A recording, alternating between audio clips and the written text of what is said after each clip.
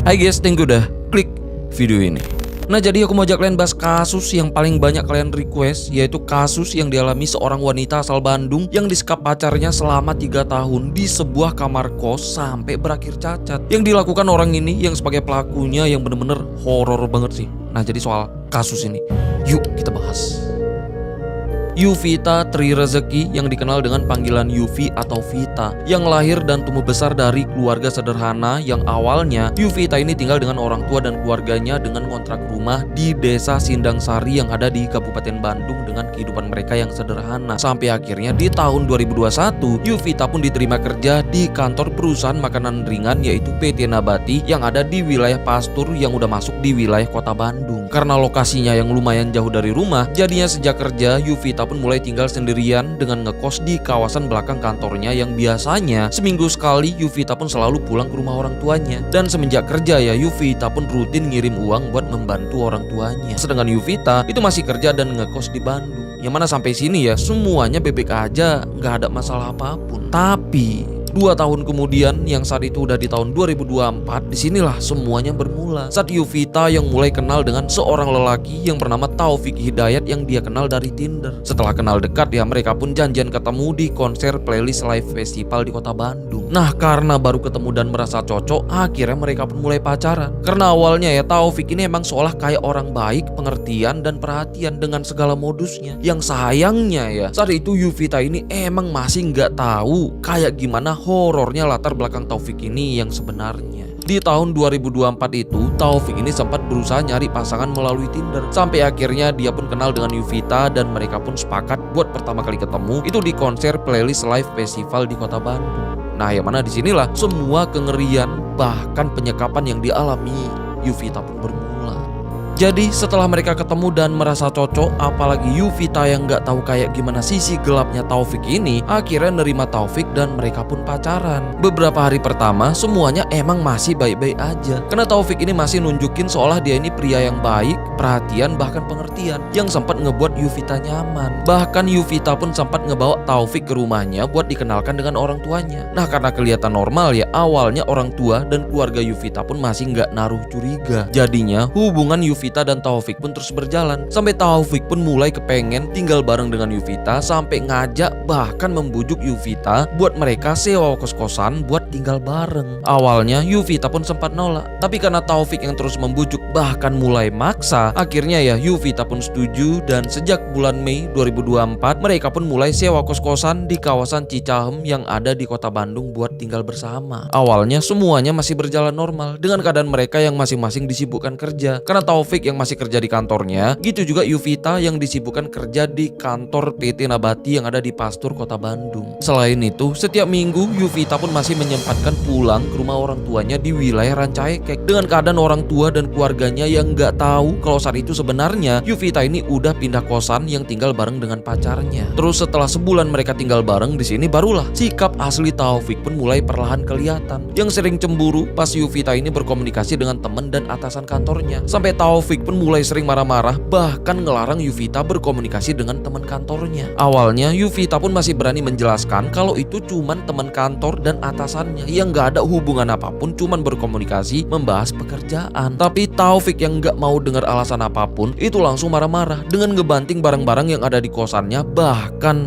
mulai berani melakukan KDRT. Sampai disinilah Yuvita pun mulai ketakutan sampai nggak berani membantah. Selain itu Taufik juga selalu curiga setiap Yuvita keluar. Jadinya ya Taufik pun ngelarang Yuvita keluar kecuali kerja, dan itu pun nggak diizinkan ngebawa motor sendiri. Sampai Yuvita pun selalu diantar jemput sama Taufik buat memastikan Yuvita ini tuh benar-benar kerja bukan selingkuh. Bukan cuman itu, lama kelamaan karena takut Yuvita keluar tanpa izin apalagi kabur, jadinya selama di kosan Taufik pun nyita HP, motor, bahkan kartu ATM dan buku rekeningnya. Sampai mulai ngontrol gaji bulanan dan tabungan milik Yuvita, sampai Yuvita pun mulai nggak bisa ngirim uang lagi buat keluarganya. Karena sempat protes, Taufik pun langsung mukul wajah Yuvita sampai kacamatanya pun patah dan pecah, yang ngebuat matanya pun sempat luka. Karena ini ya Yuvita pun makin ketakutan, yang ngebuat Taufik pun itu makin khawatir Yuvita ini melarikan diri. Jadinya supaya Yuvita nggak melarikan diri atau ngelapor, dia pun ngancam akan menghabisi Yuvita dan keluarganya sekaligus kalau dia ini berani ngelapor atau kabur. Nah, karena Yuvita yang emang sayang banget dengan keluarga terutama orang tuanya, apalagi Yuvita pun tahu ya kalau Taufik ini orang yang temperamen yang bisa aja membahayakan keselamatan keluarganya. Jadinya Yuvita pun gak berani kabur, bahkan ngelapor dengan mendam semua ketakutannya sendiri. Terus supaya teman-teman kantor Yuvita nggak curiga dan nyariin, Taufik pun ngirim surat izin ke kantornya. Dan sejak ini ya, Yuvita pun mulai sering absen sampai akhirnya Taufik pun maksa Yuvita buat resign dari kantornya karena faktor cemburu. Awalnya Yuvita pun sempat nolak karena dengan pekerjaannya saat itu ya dia nih sampai bisa ngebantu orang tuanya, apalagi dia yang udah nyaman bahkan mapan karena pekerjaannya. Nah tapi karena nolak di kosan, Yuvita pun lagi-lagi ngalamin KDRT sampai akhirnya ya karena udah ketakutan Yuvita pun ya sampai terpaksa nurut. Nah setelah itu ya Taufik pun langsung ngantar surat pengunduran diri Yuvita ke kantornya. Sejak ini Yuvita pun mulai benar-benar disekap yang gak diizinkan keluar apalagi balik ke rumah orang tuanya. Karena Taufik ini khawatir ada yang curiga karena saat itu wajah Yuvita ini udah sering memar yang takut jadi pertanyaan. Terus karena saat itu Yuvita yang udah gak pernah ngirim uang lagi buat orang tuanya, apalagi udah gak pernah ngabarin bahkan pulang, jadinya ya keluarganya pun sempat khawatir yang sering nanya kabar dan keadaan Yuvita. Terus supaya keluarganya gak curiga dan nyariin, Taufik yang megang HP Yuvita itu sering balas pesan WA keluarganya yang seolah-olah Yuvita ngabarin kalau keadaannya bebek aja. Bahkan buat lebih meyakinkan, Taufik maksa Yuvita nelpon keluarganya dengan seolah-olah nunjukin keadaannya bebek aja dengan alasan dia yang sedang sibuk dengan pekerjaannya. Karena ini keluarganya yang sempat khawatir akhirnya tenang. Padahal di kosannya ya Yuvita sebenarnya itu udah dalam keadaan yang gak baik-baik aja. Yang emang udah berkali-kali Yuvita ini minta diizinkan buat pulang ke rumah orang tuanya karena kangen, udah beberapa bulan Yuvita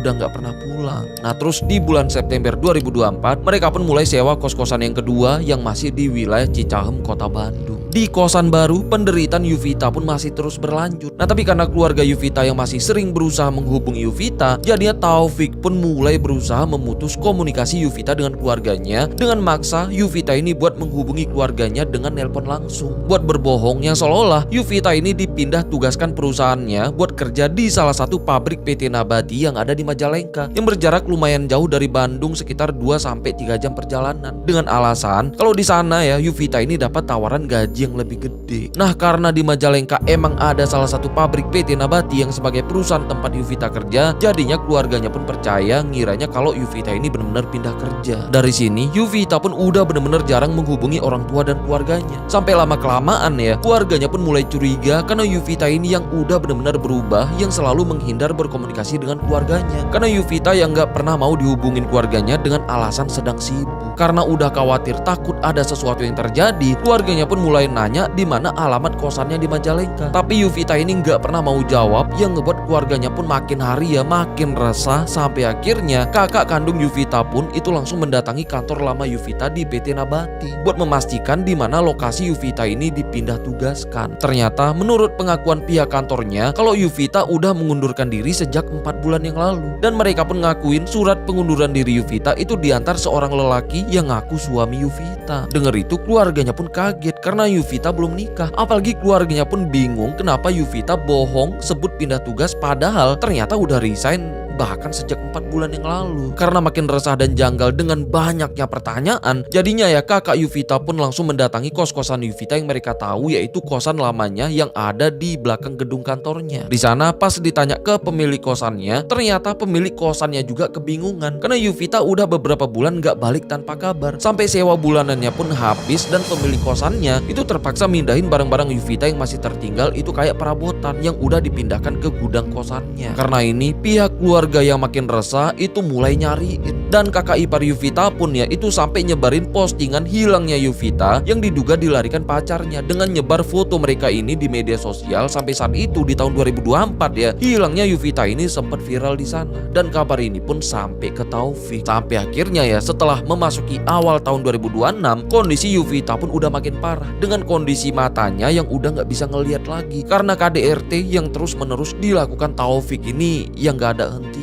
Sampai semuanya jadi makin parah itu setelah Taufik ini benar-benar melakukan penyekapan dan penyiksaan yang lebih horor lagi di sebuah kosan yang sebagai kosan terakhirnya. Jadi setelah 5 kali pindah kosan sejak tahun 2024, saat itu yang udah di bulan Maret 2026, Taufik pun lagi-lagi ngebawa Yuvita pindah ke kos ke-6 sekaligus kosan terakhirnya di kosan ini yang ada di Desa Cinunuk, Kecamatan Cilenyi, Kabupaten Bandung. Dengan ngebawa Yuvita dengan keadaannya yang udah buta, yang dibawa dengan dibonceng menggunakan motor. Di sana Taufik pun langsung nemuin penjaga kosannya yang bernama Om Reza. Sedangkan Yuvita itu dia suruh nunggu di depan duduk di motor yang menggunakan masker dan helm buat nutupin kondisi wajahnya yang udah dipenuhi memar. Sedangkan Taufik itu langsung nanya ketersediaan kamar kosong. Nah terus karena kamar di lantai 1 ini yang ternyata kosong dengan harga 500.000 per bulan yang udah include air dan listrik, jadinya ya Taufik pun langsung milih kamar itu, bahkan langsung deal. Setelah itu penjaga kosannya yang kasihan ngelihat Yuvita yang nunggu sendirian di depan itu sempat disuruh masuk dulu nunggu di dalam aja. Nah tapi Yuvita sama sekali nggak merespon karena sebenarnya ya di sini Yuvita ini udah nyaris nggak bisa ngelihat lagi karena kondisi matanya. Sedangkan Taufik ngaku kalau Yuvita itu sebagai istrinya yang mana mereka mau tinggal di kamar kos itu. Tapi karena harus menunjukkan bukti buku nikah, jadinya ya Taufik pun beralasan buku nikahnya tinggal di kampung halamannya di Nagrek, yang janji buku nikahnya bakal nyusul kalau nanti dia balik ke Nagrek. Nah karena percaya ya, jadinya penjaga kosannya pun cuman minta foto KTP Taufik. Setelah beres, Taufik pun langsung ngebawa Yuvita masuk dengan dibopong dari motor sampai ke kamar kosnya. Yang sempat ditanya nih sama penjaga kosnya. Sedangkan Taufik ya beralasan kalau istrinya itu sedang sakit mata -17. Nah terus singkat cerita, sejak tanggal 9 Maret 2026 mereka pun mulai tinggal di kamar kos ini yang cuman punya satu ruangan dengan kamar mandi di dalam. Yang mana disinilah KDRT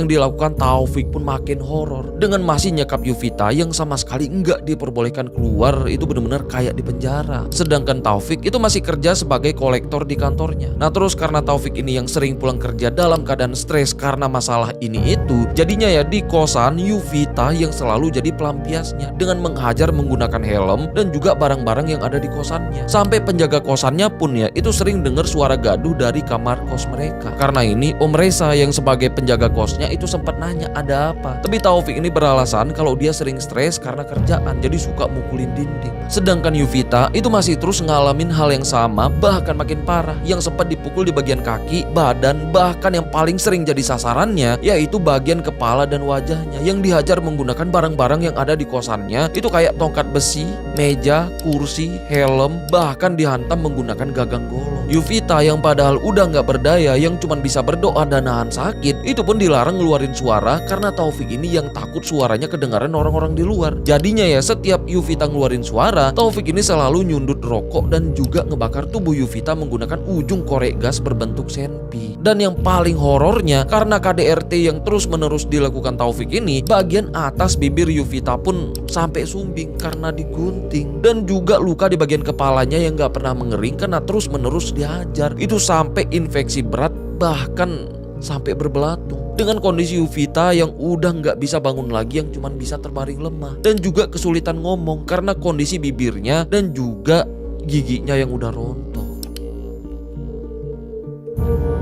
Jadi setelah 4 bulan alamin penyekapan di kos terakhirnya ini, saat itu yang udah di bulan Juni 2026, kondisi Yuvita pun makin hari makin kritis. Nah karena Taufik yang takut Yuvita meninggal dunia karena takut masalahnya jadi makin gede, nah saat itu yang udah di tanggal 9 Juni 2026, Taufik yang udah gelisah akhirnya minta bantuan Om Reza, si penjaga kosnya, buat ngebawa Yuvita ke rumah sakit dengan alasan kalau istrinya sakit yang udah kritis. Tapi karena bingung gimana ngebawanya, jadinya ya Taufik pun langsung mesen taksi online. Setelah itu Taufik ini nyuruh Om Reza dampingin Yuvita di mobil buat dibawa ke rumah sakit, sedangkan Taufik akan nyusul menggunakan motornya. Awalnya Om Reza pun bingung karena setaunya kalau Yuvita itu istrinya, tapi kenapa justru dia yang disuruh mendampingi istrinya di mobil. Nah tapi karena buru-buru ya, jadinya Om Reza pun setuju yang langsung mendampingi Yuvita di taksi online yang langsung menuju ke RSUD Kota Bandung yang ada di ujung Berung. Sedangkan Taufik ya juga nyusul menggunakan motornya. Nyampe di rumah sakit, Om Reza pun langsung ngebawa Yuvita ke IGD yang langsung dibantu security dan pihak rumah sakitnya. Tapi karena kondisinya yang ternyata terlalu parah yang di luar kemampuan mereka buat menangani lebih lanjut, jadinya pihak rumah sakitnya pun langsung ngeluarin surat rujukan. Tapi pas pengurusan berkas karena Taufik belum nyampe yang masih di perjalanan, Om Reza pun bingung karena emang bukan pihak keluarga, dan sempat akuin ke petugas rumah sakitnya kalau suami pasien sedang dalam perjalanan, sedangkan dia cuman penjaga kos-kosan tempat tinggal pasien. Terus setelah ditunggu dan Taufik pun akhirnya baru muncul, itu langsung disuruh buat ngurus berkas istrinya. suaminya. Tapi di situ ya Taufik ini ngaku bukan suami Yuvita, tapi cuman sebagai saudara. Bahkan setelah Reza bantu urus surat rujukan, Taufik ini nggak mau megang surat rujukannya dengan maksa Reza bantuin bawa dan urus pindah rumah sakit. Karena takut kelamaan, jadinya Reza pun langsung ngebawa Yuvita ke rumah sakit Dr. Hasan Sadikin Bandung yang masih menggunakan taksi online. Sedangkan Taufik nyusul di belakang menggunakan motornya. Sampai di sana dengan bantuan pihak rumah sakitnya, mereka pun langsung nurunin dan ngebawa Yuvita ke IGD. Sedangkan Taufik yang baru nyampe ya juga sempat nyusul masuk. Di sana Taufik ini masih nggak mengakui sebagai suami pasien. Yang pastinya ya ini pun ngebuat Reza yang padahal udah bantu ngurusin ya kebingungan. Karena harusnya ya Taufik yang dia tahu sebagai suaminya itu yang ngurusin berkasnya. Tapi di situ Reza pun sebut kalau pasien tinggal bersama dengan Taufik. Karena ini ya Taufik di rumah sakit itu sempat ribut sama Reza. Karena Taufik ini emosi marah-marah ke Reza karena udah ngakuin statusnya ke pihak rumah sakit. Nah sedangkan Reza ya pasti ya bingung kenapa Taufik ini justru marah-marah bukannya fokus ngurusin istrinya yang udah kritis. Terus karena luka di tubuh Yuvita terutama di bagian kepala dan wajahnya yang udah bener-bener parah banget ya, tim medis pun sempat nanya ke Taufik apa yang terjadi. Tapi Taufik cuma ngakuin kalau Yuvita ini jatuh. Pastinya ya semuanya curiga dan janggal dengan pengakuan Taufik. Terus setelah bagian lukanya diperiksa karena emang harus menjalani penanganan serius termasuk operasi, jadinya pihak rumah sakitnya pun manggil Taufik buat mendaftarkan data diri pasien menggunakan KTP dan BPJS. Tapi karena KTP Yuvita nggak kebawa, jadi pihak rumah sakitnya pun nyuruh Taufik buru-buru ambil KTP dan BPJS Yuvita di kosan, sekaligus nyuruh bawa baju ganti dan selimut yang biasanya dibutuhkan buat rawat inap. Karena ini Taufik pun langsung pergi, bukannya ambil data diri Yuvita yang dibutuhkan rumah sakitnya, tapi langsung kabur menggunakan motornya ke rumah temennya yang masih ada di kawasan Kabupaten Bandung. Setelah itu Taufik pun sempat menghubungi bapak Yuvita dengan sebut kalau Yuvita ngalamin kecelakaan yang saat itu sedang dirawat di rumah sakit Dr. Hasan Sadikin Bandung. Dengar itu bapaknya pun kaget dan heran, bahkan sempat ngiranya kalau itu modus penipuan karena nomor yang menghubunginya bukan nomor yang dikenal dan juga nggak kenal dengan suara orang di teleponnya. Apalagi ya pihak keluarga juga taunya kalau Yuvita itu udah kerja di Jakarta. Tapi setelah dipikir-pikir mulai mengganjal. Sampai akhirnya ya pihak keluarga pun coba mendatangi rumah sakitnya buat memastikan. Nah nyampe di sana ternyata bener ada pasien atas nama Yuvita. Terus pas mereka ngelihat langsung, mereka pun kaget ngelihat kondisi terutama wajah Yuvita yang udah hampir gak dikenalin. Apalagi yang ngebuat keluarganya bingung karena udah ada tato di bagian lengan dan tubuhnya. Tato bergambar wajah lelaki dan juga bertulisan Yuvita Love Taufik. Karena ini seluruh keluarganya pastinya shock bahkan sampai lemes dan juga bingung apa yang sebenarnya terjadi dengan Yuvita. Apalagi yang ngebuat keluarganya bingung ya Yuvita yang harusnya kerja di Jakarta kenapa saat itu udah di rumah sakit yang ada di Bandung. Apalagi dengan keadaan yang udah mengerikan. Karena ini pihak keluarga dan rumah sakitnya pun langsung ngelapor ke pihak kepolisian di Polda Jawa Barat. Karena ini ya polisi pun langsung mendatangi rumah sakitnya yang langsung melakukan pemeriksaan medis dan juga forensik. Dan hasilnya menunjukkan banyaknya jejak penganiayaan di sekujur tubuhnya mulai dari kedua mata, kepala, wajah, tangan bahkan sampai ke kaki. Apalagi saat itu Yuvita yang udah gak bisa ngelihat, ditambah bibirnya yang udah sumbing karena digunting. Yang saat itu ya semuanya masih bertanya-tanya apa yang sebenarnya terjadi. Yang diyakinin ya ada pelaku di balik itu semua karena lukanya bukan menggambarkan akibat kecelakaan. Karena ini polisi pun langsung meriksa keluarganya. Awalnya ya pihak keluarga pun ngakuin bingung karena setahun lalu Yuvita sempat nelpon mereka yang ngabarin pindah kerja ke Jakarta. Tapi setelah itu ya Yuvita emang udah gak bisa dihubungin lagi sampai akhirnya ada nomor misteri yang menghubungi bapak Yuvita yang ngabarin kalau Yuvita itu dirawat di rumah sakit Dr. Hasan Sadikin Bandung karena alamin kecelakaan. Tapi saat itu keluarga mulai curiga dengan seorang lelaki yang sebagai pacar Yuvita yang sempat datang ke rumah mereka di tahun 2024 lalu. Karena sejak Yuvita kenal dekat dengan lelaki itu, Yuvita ini mulai banyak berubah. Yang diyakinin ya lelaki itu ada kaitannya dengan apa yang dialamin Yuvita. Apalagi wajah lelaki itu ada di tubuh Yuvita dalam bentuk tato dan juga namanya. Nah karena ini ya polisi pun langsung melakukan penyidikan. Sedangkan Yuvita dengan kondisinya yang udah parah itu sedang dalam penanganan medis dengan kondisi wajahnya yang udah berubah. Apalagi yang sangat-sangat disayangkan ya Yuvita itu udah nggak bisa ngelihat lagi. Tapi syukurnya setelah menjalani perawatan kondisinya pun berangsur membaik sampai akhirnya Yuvita pun mulai bisa dengar suara bapak dan ibunya yang udah ada di sebelahnya yang sebenarnya udah lama banget dia rindukan. Terus setelah mulai bisa ngomong dengan terbata-bata, Yuvita pun baru bisa ngasih keterangan soal apa yang dilakukan Taufik yang sebagai pacarnya di kos-kosan selama 3 tahun. Karena ini ya, kabar berita soal penyekapan yang dialami Yovita pun langsung tersebar luas sampai menggemparkan seluruh Indonesia. Di balik itu, polisi juga mulai meriksa kosannya. Nah, pas dibuka, mereka pun kaget. Termasuk Om Reza, penjaga kosannya, juga kaget ngelihat kondisi dalam kamar kosnya yang udah berantakan sampai jorok bahkan bau. Karena ini, polisi pun langsung mengamankan kamar kosnya yang sebagai TKP, termasuk ngamanin beberapa barang bukti yang ditemukan. Termasuk adanya bercak merah di langit-langit kamarnya, yang semuanya kebingungan gimana bisa. Sedangkan di sisi lain, polisi pun mulai melakukan pengejaran ke Taufik yang saat itu udah berstatus sebagai DPO. Sampai kabar ini pun ya makin menggemparkan setelah foto Taufik Hidayat yang sebagai terduga pelaku itu mulai tersebar luas di media sosial. Sampai banyak pihak yang geram dengan pelakunya. Karena saat itu ya semuanya udah tahu kayak gimana kondisi Yovita sampai cacat permanen karena disiksa dan disekap selama 3 tahun. Karena ini KDM Gubernur Jawa Barat ya itu sampai mengadakan sayembara untuk siapapun yang bisa nangkap atau setidaknya memberikan informasi keberadaan Taufik Hidayat yang sebagai terduga pelaku itu akan dikasih hadiah sebesar 250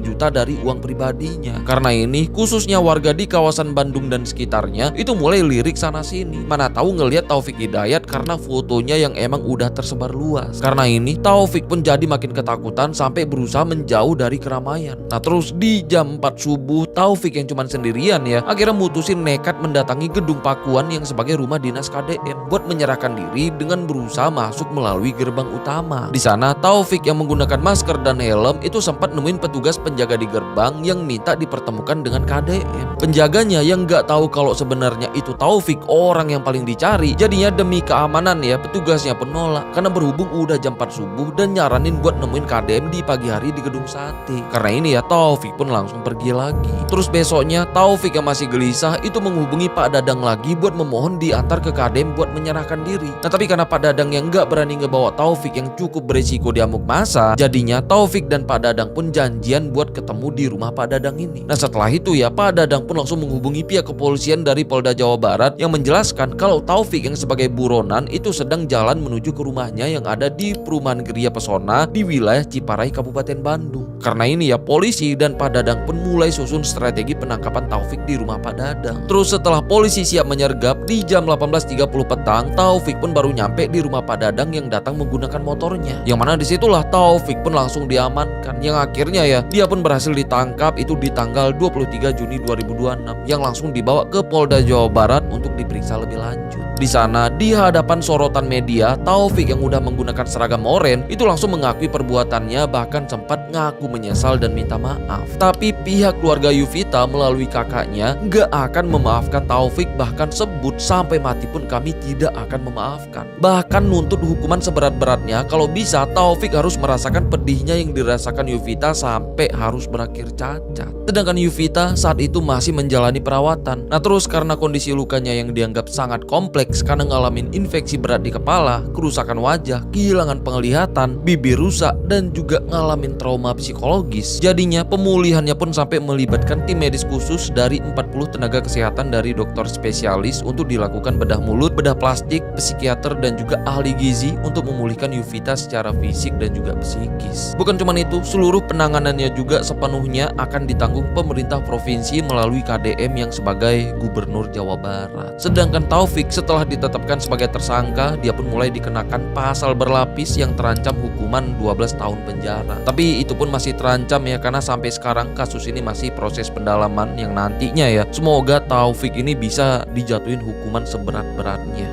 Dan buat kita semua, semoga kisah dan kasus ini bisa dijadikan pembelajaran, terutama buat cewek-cewek yang rentan banget jadi korban love bombing yang kayak dialamin Yovita di kasus ini. Dan juga nggak kalah penting, mungkin ini lebih penting ya, ini pembelajaran buat kalian yang sebagai calon orang tua atau mungkin orang tua buat lebih aware dengan parenting. Jangan sampai karena terlalu sayang dengan anak, tanpa kalian sadarin kalian udah menanam bibit monster kayak yang terjadi dengan Taufik.